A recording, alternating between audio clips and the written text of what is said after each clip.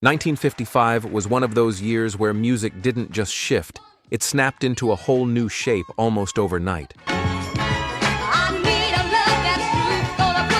No one noticed it happening, not even the people making the records. In tiny studios, garages, and late-night bars, artists were creating sounds that made radio stations nervous and teenagers feel something brand new. These weren't perfect recordings. They were moments raw, risky, and alive. These 12 songs didn't simply top charts, they changed direction. And the deeper we go, the stranger the stories get. By the time we reach number 1, you'll understand why a message sprayed on a wall shook the entire country. Stay right here. You're about to hear music the way history remembers it, not the way radio played it. Number 12. Hank Ballard and the Midnighters. Work With Me, Annie. Work With Me, Annie didn't slip onto the scene. It sneaked in with a grin, carrying the kind of beat that felt like it knew more than it was willing to say. The moment the groove starts, that sly shuffle locks into place, steady, tight, and unhurried like a couple swaying in a corner where the lights don't quite reach. Hank Ballard doesn't sing over the track so much as slide across it, his voice carrying that mischievous tone that feels half invitation, half warning, the exact blend that made teens lean in and parents stiffen. Then comes the moment that made the censors sweat. The call and response, "Work with me, Annie." The backing voices answering him, like they're whispering a secret they're not supposed to say out loud. A spark disguised as a dance step. And even as radio stations panicked and banned it coast to coast, the record still climbed to number 1 on the R&B charts for 7 straight weeks, selling over 1 million copies without the mainstream airwaves ever really touching it. It wasn't just a hit, it was a quiet rebellion, a sly wink in musical form, proof that sometimes the most dangerous records are the ones that never raise their voice. Number 11, the Dorados, At My Front Door, Crazy Little Mama. At My Front Door doesn't creep in gently. It bounces through the doorway with a grin, carried by a harmony so tight it feels like 4 voices sharing one heartbeat. That opening chord lands like a wink from across the room, bright, confident, and instantly alive. The Dorados take doo-wop sweetness and lace it with just enough street corner swagger to keep the song from ever sounding polite. Percy Moses Jr. teases every line, circling around that crazy little mama with a lightness that turns the whole track into a jukebox smile. The groove has that hop you only get from a group that cut its teeth singing under streetlights, each snap and sway baked into their phrasing. When it hit number 1 on the R&B charts and cracked the Pop Top 20, it wasn't just a win for VJ Records, it was Chicago planting its flag on a summer soundtrack.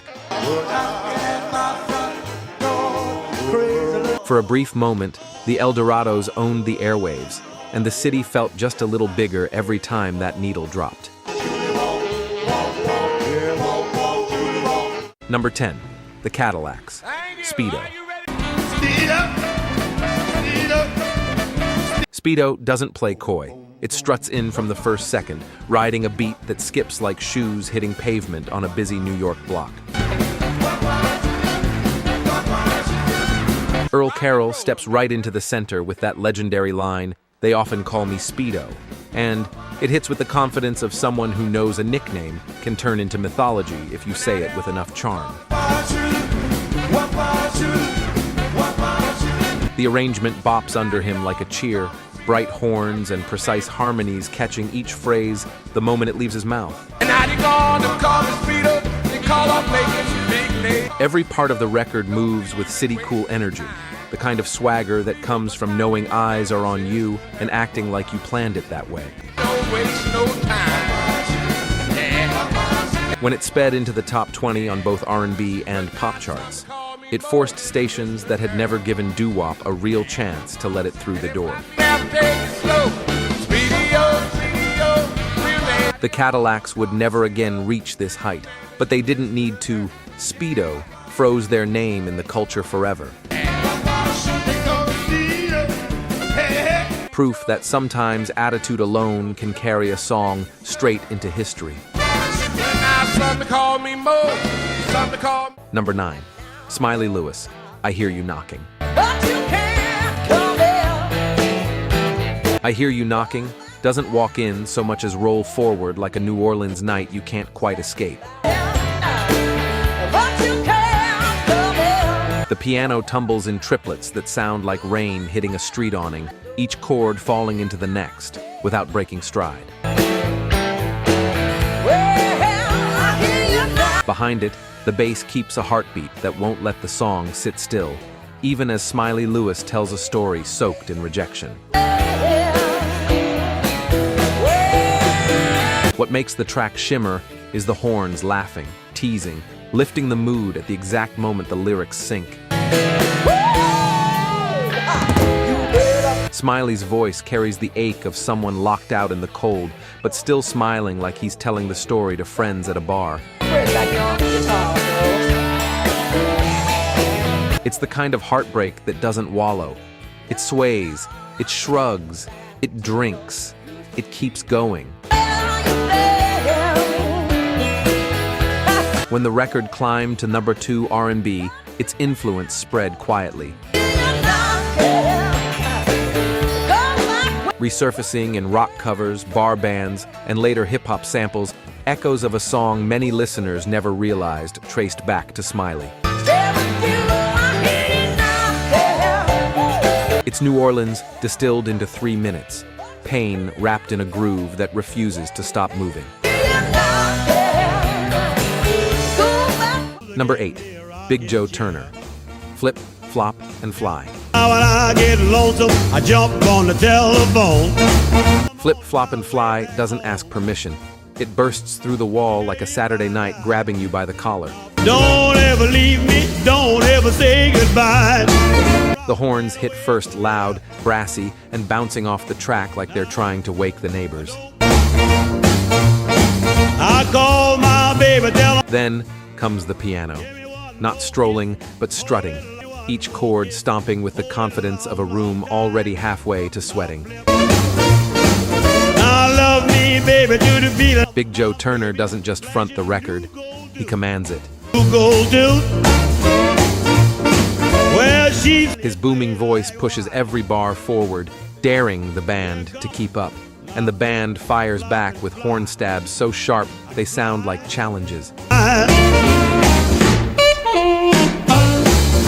It's a full-on jump blues explosion, the kind of track that forces bodies out of chairs whether they're ready or not. Now don't ever leave me, don't ever say goodbye. When it shot to number 2 R&B and cracked the pop charts, it proved that the raw energy of jump blues could cross over and infect early rock and roll at its foundations. I got so many women, I don't know which way to jump. This wasn't a song, it was a jolt, a reminder that volume and joy could be weapons. Number 7, The Penguins, Earth Angel. Earth Angel doesn't float into the room, it drifts in like a memory you're afraid to touch. My darling dear, love you. Everything about the record feels unpolished in the most honest way. The slightly off-center piano, the earnest harmonies, the falsetto that trembles on the edge of breaking. It was recorded by teenagers in a garage, and you can hear every inch of that truth. With you. The imperfections become the emotion, turning the song into a handwritten note passed between lockers. Fragile enough that you handle it carefully. And I knew. When that falsetto stretches the word angel, thin but full of feeling, it becomes the sound of first love, first heartbreak, first slow dance under a dim gym light. That someday I'll be the vision. The song climbed from local buzz to #1 R&B, and then into the pop top 10. Something almost unthinkable for an indie black group in 1955. I'm just a fool. It became a template for slow dances everywhere, a quiet giant that proved sincerity could be bigger than production. Love you all the time. Earth Angel didn't conquer the world it softly asked, and the world leaned in. Vision of your love, loveliness. Number 6, Bo Diddley, I'm a Man. I'm a man. Bo Diddley didn't release a single, he dropped a pulse. All of my pockets.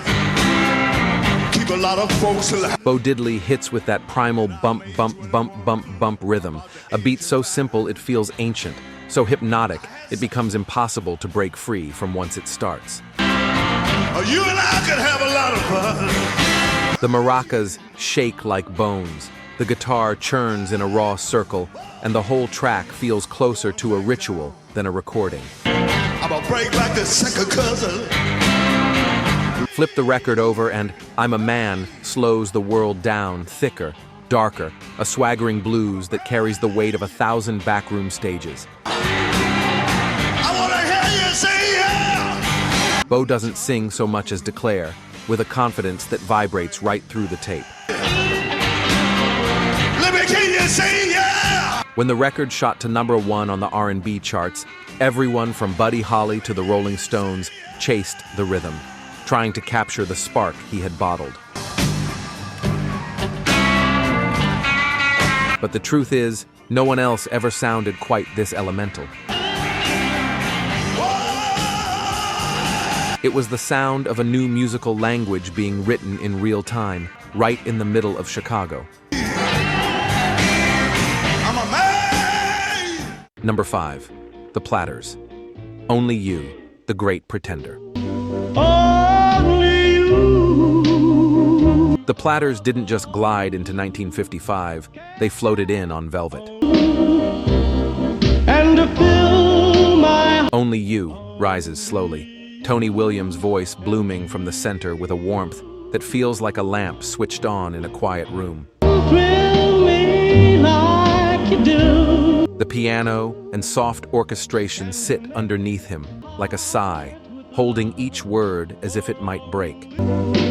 For it's true. Then comes The Great Pretender, theatrical and aching, a confession dressed up in elegance. I understand.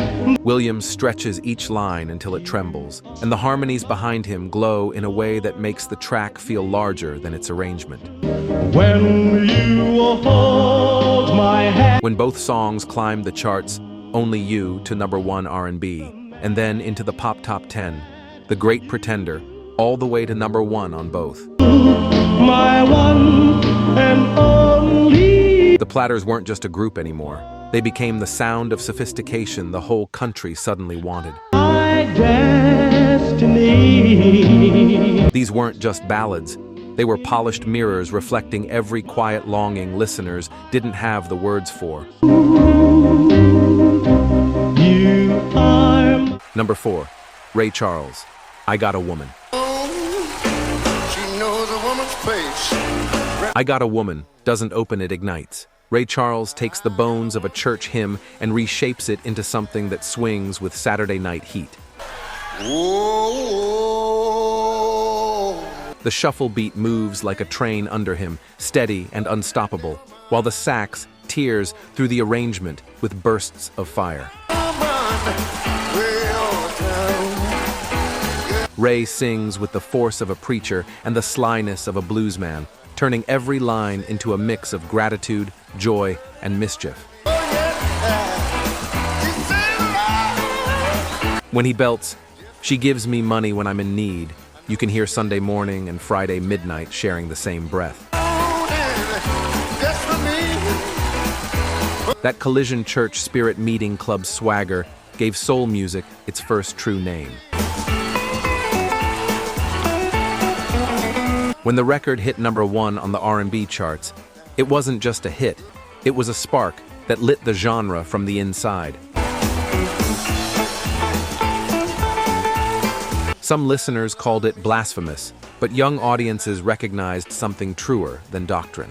This was a new language being spoken through a piano. Number 3, Chuck Berry, Maybelline. Maybelline doesn't ease into gear. It blasts forward like a hot rod fishtailing out of gravel. Chuck Berry slices through the mix with a guitar riff that feels like it might spin out of control, sharp and bright enough to cut the track open. Good evening, ladies and gentlemen. The beat sputters and surges like an overheated engine, mirroring the chase at the heart of the song Love speeding ahead. Pride flooring the gas, everything teetering on the edge of breaking loose. Maybelline. Berry's storytelling runs alongside the rhythm, quick and clever, turning a reworked country tune into a full-blown rock and roll blueprint. When it shot to #1 R&B and #5 pop, it shattered barriers for a black debut single. Suddenly, country, blues, and R&B weren't 3 lanes. They were one road, and Chuck was driving straight down the middle. The song didn't just chart, it redrew the map. Number 2, Fats, Domino. Ain't That a Shame? My tears feel like rain. Fats Domino sits down at the piano and finds a melody so simple and aching, it feels like it had existed forever. When you said we'll part, Waiting for someone to play it. The rolling triplet line sways like someone gently rocking through heartbreak. although I'll cry. And his warm, conversational voice turns every phrase into something human and familiar. Still feel like rain.